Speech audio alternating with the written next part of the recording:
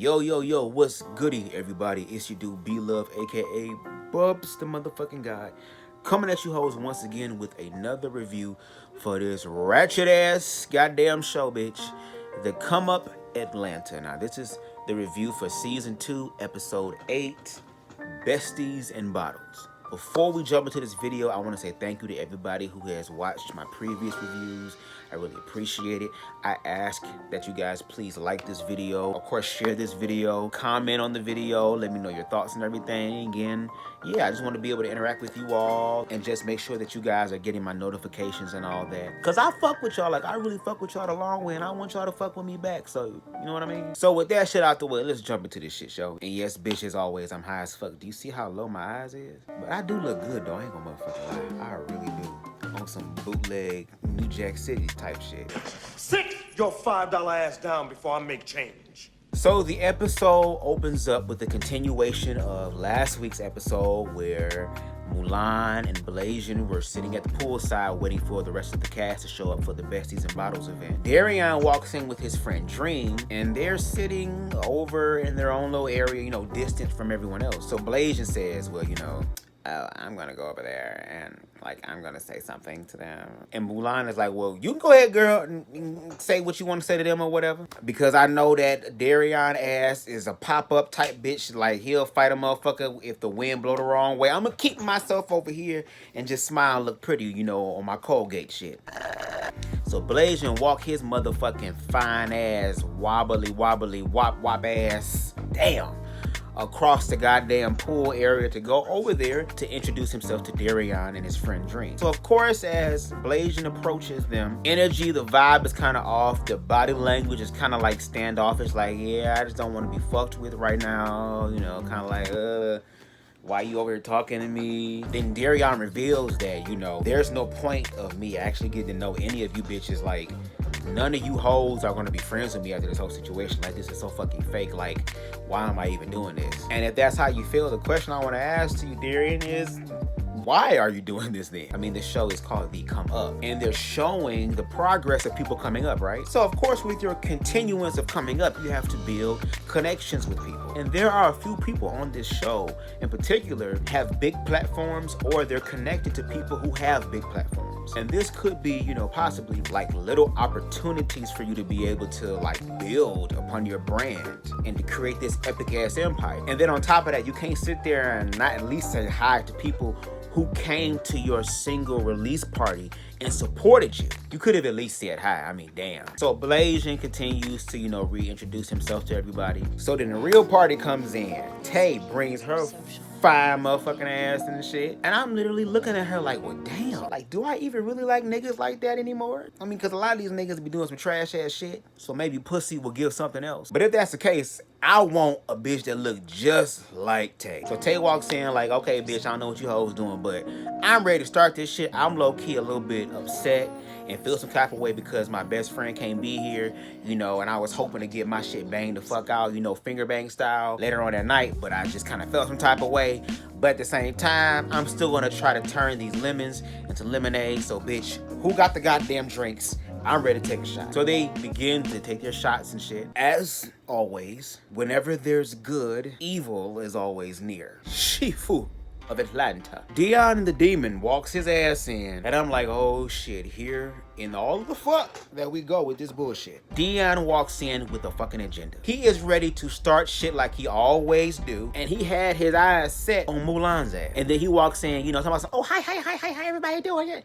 That old bougie ass auntie type bullshit. And then he tells Dream, oh, you're cute. And Dream ass said, oh, you cute too. And I'm sitting there like, why the fuck is you lying to this nigga? And I was like, oh, I had to remember, this nigga blowed out his mind. He's over here so high in his own goddamn world that when this goddamn talking lizard came up to him and said you're cute, he was so high he was trying to think. His mind was so befuddled. He was like, you're cute too. So he begins to hug everybody, and then he kind of like low-key skips Mulan's ass and then goes right over to Blasian. So after Dion walked and did his narcissistic ass introduction to everybody like he always does, he sat his ass down and said, okay, bitch, now let me go ahead with my goddamn shit. Bitch, I'm sick and tired of hoes over here talking type of shit, bitch. I thought I was cool with certain people, and then all of a sudden I get on live and I realize people over here relaying information about what I said to other people, and you know, people reporting shit back to their bosses and shit like that. Just loud and boisterous, just trying to get the shit going. So Mulan trying his best to pay it. He over there with goddamn Blasian talking about like, girl, I think this nigga talking about me, but girl, I'm just going, Jesus, I'm just tired of goddamn going back and forth with this goddamn bitch. I mean, goddamn girl. You didn't defeat me in Mulan, girl. You didn't save goddamn China, bitch. You didn't save Atlanta, girl. You didn't even save goddamn Miami, bitch. You can't even save that goddamn struggling ass bunny foot on your goddamn head, bitch. Oh, thumper head ass nigga. Thumb face ass bitch you is.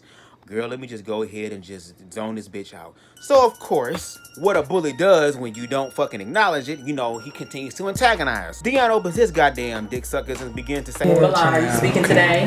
And Mulan's sitting there like, oh my God, girl, what the fuck do you want, bitch? What? Goddamn, what is it this goddamn time, bitch? So then Mulan begins to offer clarity like he always does in this situation with goddamn Dion. He says, well, light-skinned Dion was asking what happened at the lemon squeeze because he wasn't able to make it that goddamn night. So Mulan just decided to relay all the information to him. But of course, people believe mess and try to find mess in every small goddamn thing, even if it ain't some real goddamn shit. And because Dion is a narcissist, a complete overt narcissist, he's going to use any opportunity he can to be able to express his narcissistic ass abuse on everybody goddamn else, and then end up saying that he's the victim and that everybody else misunderstands him and doesn't get what he gets. Just the whole fuck ass shit that this nigga always. So him and Mulan are going back and forth, and he was like, well, Mulan, I thought we dropped everything at the lemon squeeze, you know what I mean? And you are over here relaying messages back and forth and stuff like that, and you're going to sit here and tell me that, oh, you wasn't doing it, you should have told me that you were. Then they play the clip, and the nigga actually said, bitch. I'm just trying to figure out why you felt like you had to run back and do all that. Now, Rock, personally, I don't know where that came from. Well, let's clear that up. I didn't feel like I had to. I wanted to. If I wanted to go back and tell Rock what happened, I could tell him. I don't have to report back to nobody. But you did, though. It doesn't matter. Okay. It doesn't matter. That's just like I called Chris. I told her what happened to her. That mean Chris my boss? He was like, bitch, fuck you, hoe. I wanted to tell this nigga. And I'ma tell motherfuckers whatever the fuck I want to tell them, bitch. You can't control me, hoe. You ain't my goddamn mama or my goddamn daddy. So why the fuck should I really care about how you goddamn feel? But again, this is Dion's narcissistic supply. So he's taking it on. He's loving it. He's egging this shit on. He's really vibrant. He's really strong in his shit. Very fucking egotistical, pompous, just thriving in the fucking attention that this nigga desperately wants in this goddamn life. Of course, to continue his shit, because he's like, bitch, I'm on a roll. I might as well continue with the shit. He focuses his attentions on Blasian. So he starts asking Blasian, like, you know, what do you do and all this other type of shit. So Blasian was like, well, I'm an artist. I'm in school for architecture, and I go around to... Let me give you a hug, honey, because that's what I'm talking about. Degrees, child, not these wannabe whatever. Honey, you gonna get your money, honey. So I go around to different galleries in the eastern part of America, and I set up deals for exhibits. So of course, once again, Dion is over here thriving in this shit. Oh, I'm so glad that you going to school or whatever. You ain't got no speech impediment, bitch. You talk eloquently and like you got class and stuff. You ain't no other bitch over here selling, scamming ass shit and fucking sugar daddies and homeless niggas and all this other type of shit, bitch. I'm glad you're doing all this other type of shit, bitch. But he's really feeling himself now, so he's like, you know what, Blasian, fuck it. I'm just gonna go ahead and do the shit, girl. Maybe I took one too many goddamn shots, but bitch, let me ask you a goddamn question. How do you like to get fucked? And the way he said, fuck, I'm like, yeah, nigga, this is some personal shit. Fuck all that other, oh, I'm just asking. I mean, I'm not just saying me, you know, I'm just asking. No, nigga, you was asking. You want that motherfucker to know how he likes to get pleasured because you want to be the nigga to pleasure him. But he should have responded, how do I like to get fucked? By anybody else but you? That would be a proper answer. You should have said that goddamn shit. So then, of course, he's going off at the mouth and he's like, you know, girl, shit's the way I do, girl. Everybody got AIDS, girl. And yeah, that was a very problematic shit to say. I mean, I can somewhat understand where he's coming from, but I mean, it could have been said in another way that wasn't abrasive or offensive in that way. But I mean, come on. This is Dion. I mean, what the fuck do you goddamn expect? So then Tay like, you know what, fuck all this shit. Look, bitch, I thank you hoes for coming out to my shit and fucking it up. Whatever y'all got going on, y'all gotta do that shit, because I'm gonna enjoy the rest of my shit, and I'm not about to sit up here and fuck with y'all bitches. So y'all go ahead and go, or whatever the case may be, bitch. I'm about to go enjoy the rest of my goddamn night. So everybody gets up and proceeds to leave or whatever, and you know, Darion asked for a hug from Tay, and Darion was like, stop inviting weird people to your shit. Period. Who's weird? That one. You know who we talking You don't know me. Okay. You don't know me. So then we go to the confessionals where Darion is like, bitch, I don't fuck with Blaze, and I don't feature that hoe. I don't feature that wapple body ass body that bitch got. He's just all this other type of shit. So people are getting up and leaving, and the only people that are left are Dion, Blasian, and Mulan. So of course Dion like, bitch, oh girl, what happened? Like, I need to know the tea. Like, what happened? Cause it seemed like it was some shit like that. Like, girl, I wanna know what fucking happened. And I'ma say this shit, bitch. Dion, and I know when I say this shit, this is gonna be me in some way, shape, or form helping to create a goddamn monster, bitch. But I mean, fuck it. Bitch, you do not need to be in no goddamn school for nursing, bitch. You really don't. You need to drop Everest, get your shit back, bitch. Do whatever the fuck you need to do. You need to start a gossip column, because you have a Wendy Williams-esque type shit going on in your goddamn spirit. And I feel like you would benefit more from that. That would actually be a come up as opposed to this other shit you going through, girl. Because just like Rock said in the other goddamn episode, what's so unique about your goddamn come up? I mean, bitch, we could have just kept it right here in goddamn Georgia, bitch, and got a bitch that went to a goddamn university down here to be a part of the goddamn show. Anyway, Blasian begins to reveal to both Mulan and Dion that he's really cool with Tay. And he said that Tay called him up one day and was like, girl, listen, I was intoxicated. I went to this goddamn party. You know, my mouth is slick as fuck, especially when I'm drunk. I got into it with this hoe. This hoe just ended up hitting me in my goddamn face. And